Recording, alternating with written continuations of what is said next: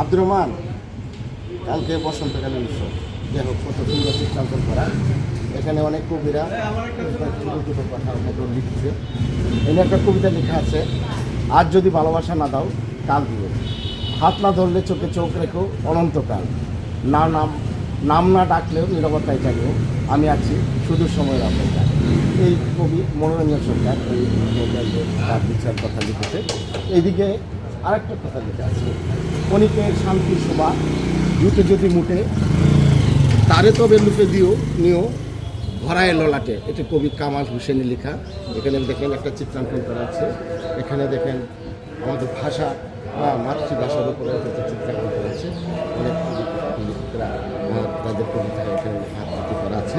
এখানে চিরবীর চিরোন্নত মহর্ষির কাজী নজরুল ইসলামের একটা ছবি এখানে দেওয়া আছে এবং তার দুটা কথা এখানে আছে।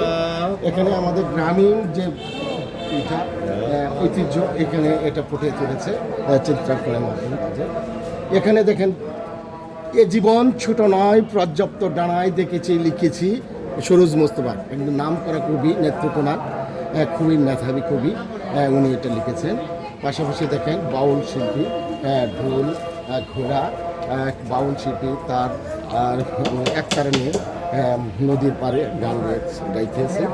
পাশাপাশি আপনি জানেন যে আগামীকাল 19তম বসন্তকালীন সাহিত্য উৎসব, খালেদা চৌধুরী সাহিত্য পুরস্কার 1432, এই আয়োজনে নেত্রকোনা সাহিত্য সমাজ।